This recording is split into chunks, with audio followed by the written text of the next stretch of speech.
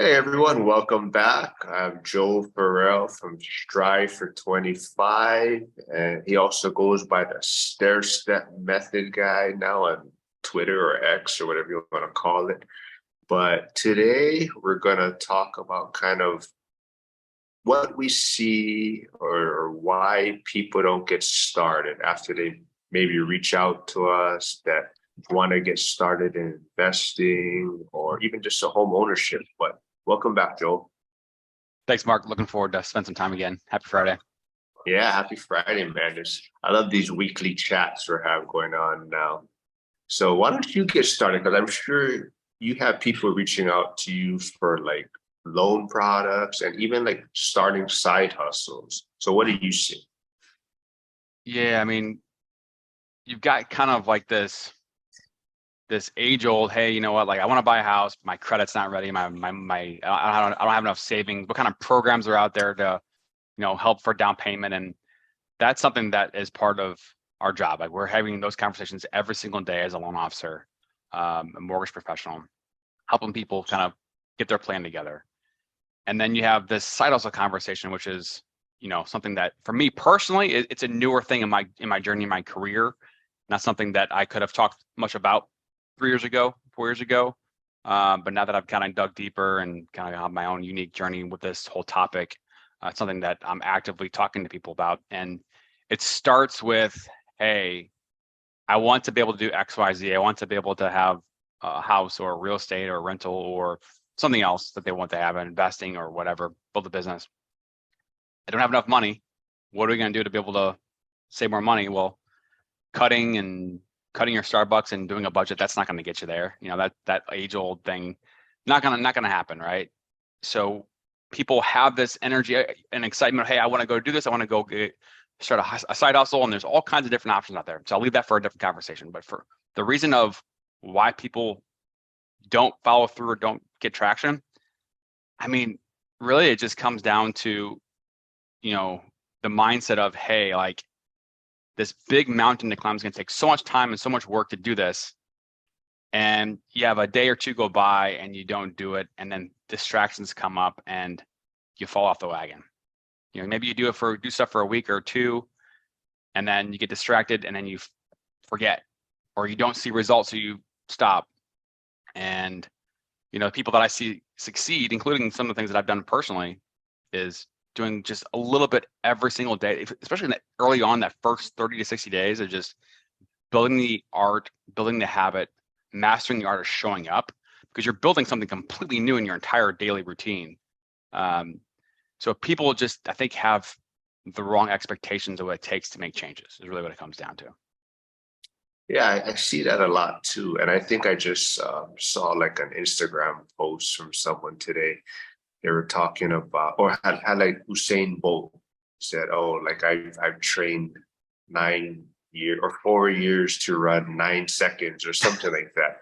And so many people after 4 or 5 months of not getting results, they quit, right? So they have this vision in mind, but just because you're not seeing that little small increments of results, they're going to quit right away. So that kind of same thing you're talking about, but.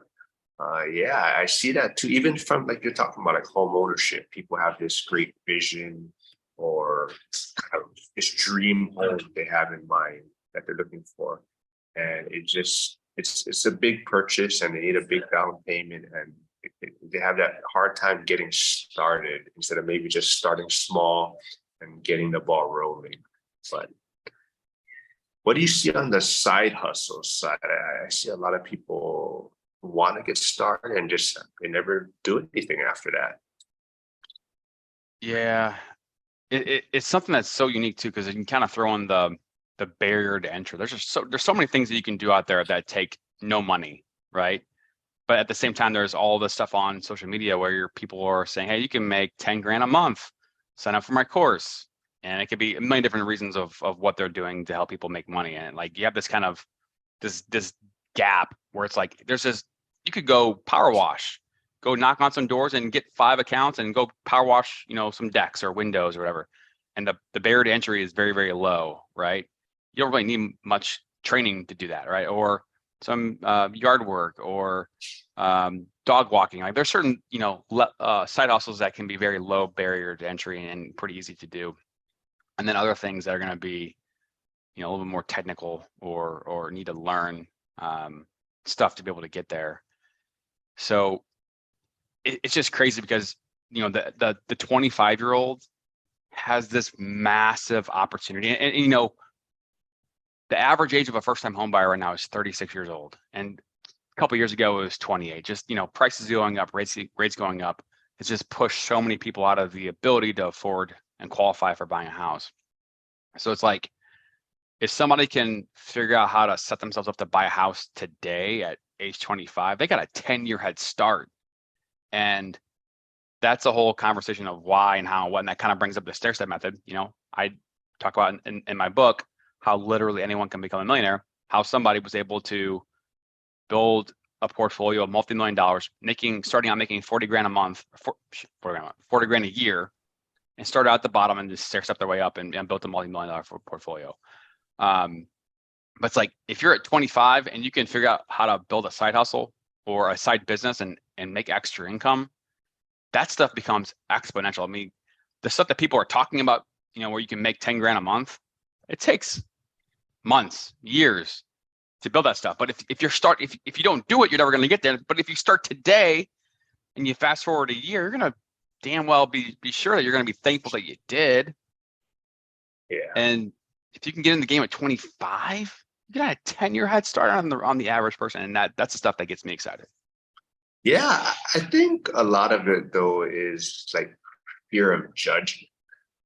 People, they might go to college and get their degree and, they're worried like, oh, I'm supposed to be in this profession or this field. And I got my degree and I shouldn't have to have a side hustle, or what is these people going to think? So I see that as a big reason that maybe why people don't get started at like you're saying, at 25, which is probably, the earlier you get in. But, I see that fear of failure or fear of judgment is two big things that hold people back. Yeah, and I think to kind of add on to that a little bit too, it's like, we've talked about this before on a few episodes back about, the comfort zone, and like, if the pain isn't strong enough, right, you're not going to push yourself out of your comfort zone. So it's like, if you've got a job that you're learning and you're a couple years into your new job and you're 25, you're still learning the ropes, you're gonna have the time, energy, and focus to go work on something else, maybe not. And so maybe things aren't tough enough. You're not struggling enough to push yourself to want to, do these extra things to try to put you into a better position for down the road. And so like that comfort zone becomes a thing that I think is something I see too, that, if things aren't hard enough right now, then you're not going to do the extra stuff. Yeah, exactly. And I think part of it too is, if I look back to like when I was, 20, 25, I don't think I ever thought entrepreneurship was kind of in my future. Like, I was just headed down this path of, working W-2. And I guess, you're just not raised that way. My parents weren't entrepreneurs, so it wasn't something that I was surrounded by. So I also like to talk about that. It's like your surrounding on your upbringing, and I think that has a big impact on it also. Yeah, it's so true. Because like to learn entrepreneurship, it takes a long time. I'm the same way. I mean, I wasn't around that. I've had to learn it over years and still learning it every day. Like, it takes time. 100%. But the thing about it is that, like, just what you said, just because we weren't around it growing up doesn't mean it's not possible. Yeah, exactly. Yeah. I think part of it too is like for me, like, you're kind of talking about social media, how people are talking about, you can make 10 grand a month and all this. So everyone thinks there's like this perfect scenario that has to be in place for everything to work. And I see that holding a lot of people up from getting started. like they're trying to get like their LLCs set up, or they're trying to find, certain mentorships to be a part of, and they're waiting for this whole perfect scenario. And I think that kind of prevents people from actually just getting started and kind of figuring things out. Yeah. We always, we humans, we find something. We were scared about something internally, right? The biology is kicking its tires and trying to tell you not to do it because it's scary. So we find whatever reason we can to not do it, or do it tomorrow. Like that's one of the things I always talk about is like pushing that I'll do it tomorrow button. Like that's the killer of dreams, like it's 8 o'clock at night, 9 o'clock at night. I know I should be working on XYZ, but I'll do it tomorrow. That tomorrow becomes a week, and then all of a sudden that dream dies. Like that pushing the tomorrow button, like that's the thing that like I struggle with. I'm something I'm actively working on every single day. But yeah. I think the thing that I see the biggest for like, people wanting to get started in like real estate investing is this belief of having this whole LLC structure and entities set up, and they're trying to get that figured out first, and they don't even own anything yet. They're trying to like, I want to have this LLC, I want to have this business name, I want to have this structure set up, and I'm like, why don't you let's get a property first, and then we can figure that out after. That's such an interesting point. If you're really talking about real estate specifically and kind of that journey of an LLC, like my biggest recommendation for somebody, and just because I see it every single day, like I see how people are doing things in different parts of their journey. If you're buying a house, and let's say you actually own a house today and you want to buy the next one as a rental property, buying it in an LLC, cool, you can do it. But like you haven't gone through a private money or a commercial loan before. You don't know what it takes. You don't know how much money is going to be required. You don't even know how the product is structured. It's different than a residential loan. And I mean, your first one, the residential loan, is actually pretty simple in terms of just how it's structured. 30-year fixed. You know what the rate's going to be. You lock it in, never going to change. So you can really kind of gauge, hey, this is going to be my cash flow early on. Whereas if you're doing a commercial loan, like actually the commercial loan with the bank, you're talking about a 5-year balloon, 20-year amortization. The metrics for qualifying are going to be a little bit different. If you're talking about a private money loan, the rates are going to be way higher. Private money loans right now are in the 12, 13, 10% range.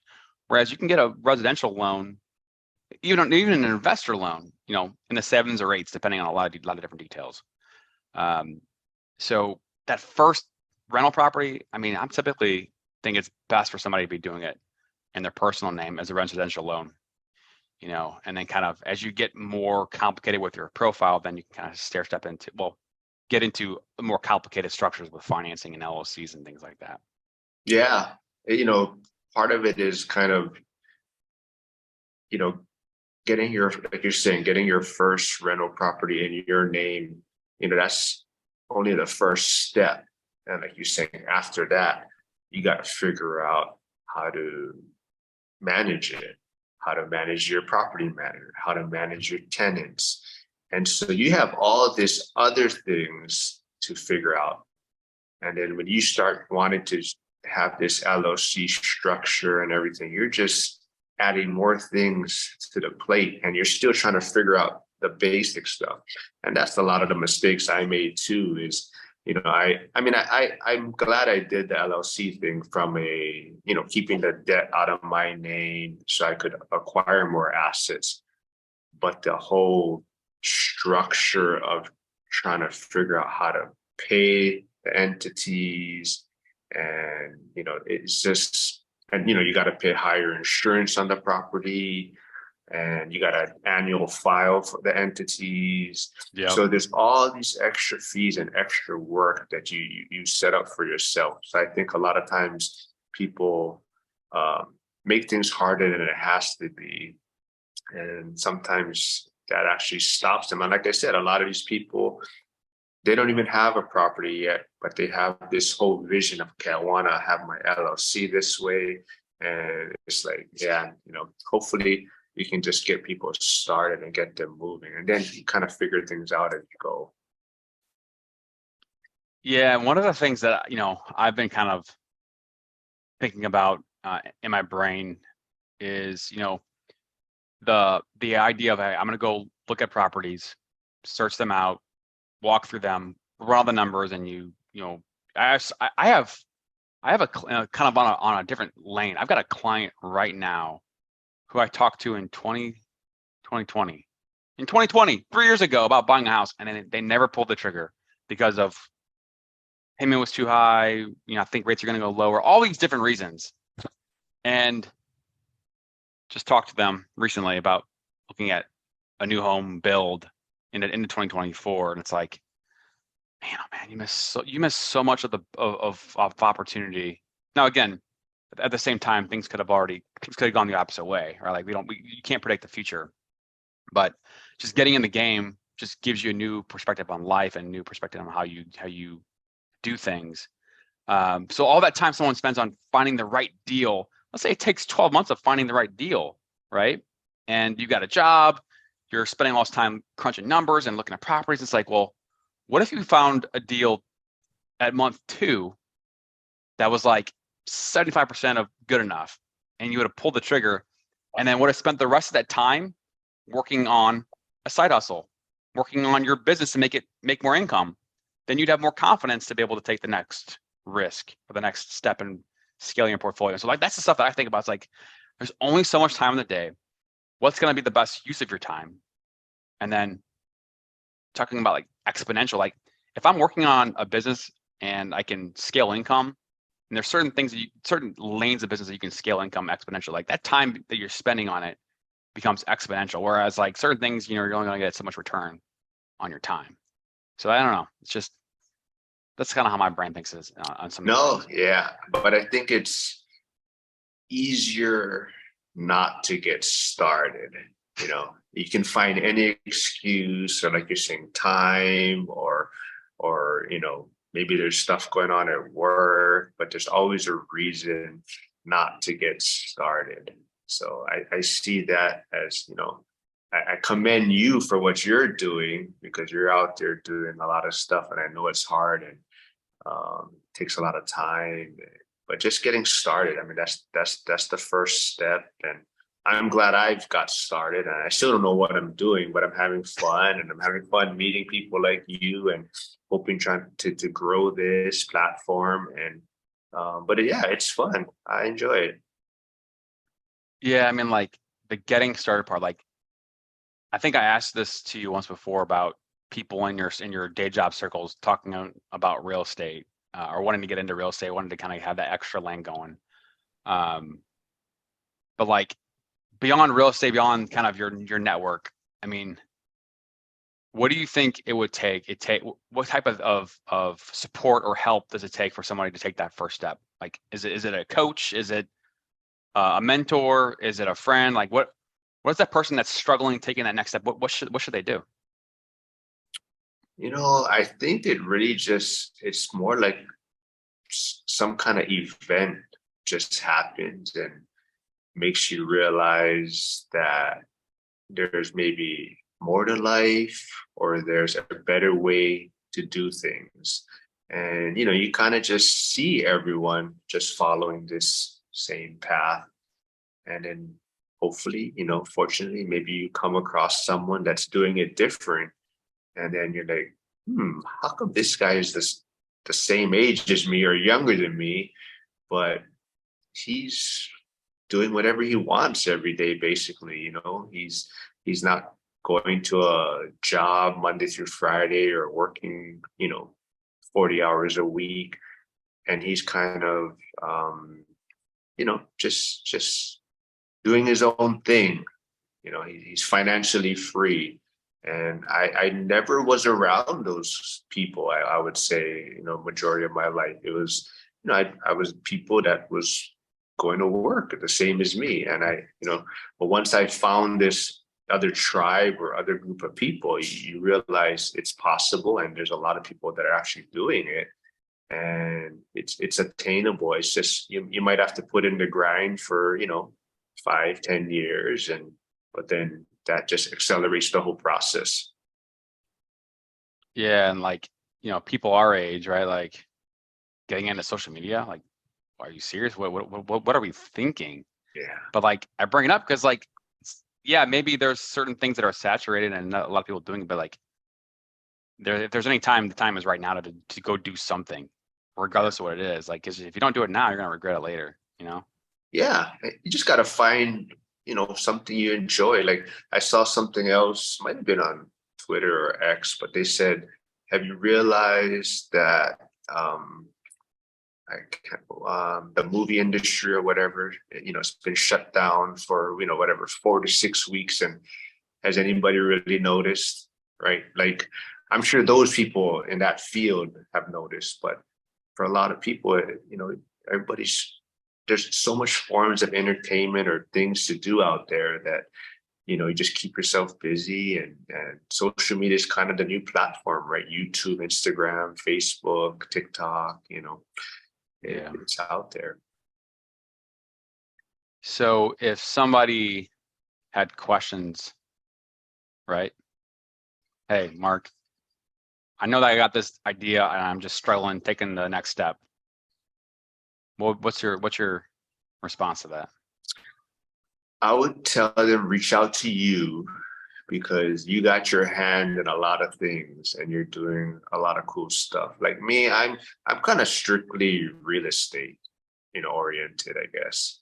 You got all kinds of stuff going on. You got a book and podcasts, and so I would reach out to you first. So you got some cool, stair step method guy, and strive for 25. But I would just kind of reach out to someone, maybe. And one of Oh, these. oh, you just traumatized him. Okay, buddy. Okay. All right, Okay, man. buddy. I'll be right back. Sorry. Yeah. No. Cool, man. Yeah, we can wrap this up, man. We do this, But yeah. Yeah. We'll do it, buddy. We'll do it, buddy. But yeah, I mean, I appreciate you saying that. First off, thank you. But yeah, No, like I feel like when if people are watching this, like, and you have questions, reach out to Mark. You're there to answer questions. Same here. But yeah. or I'll put you in contact with someone that might be more, situated what you're trying to. That's why we're doing this. That's why we do this. We want people. So Hold on. anyway.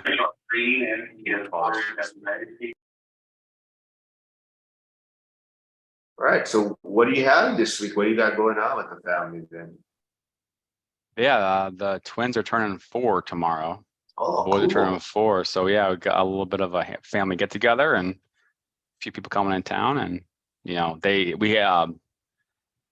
start school next week. So they go to 2 different places. Wait, what? How come?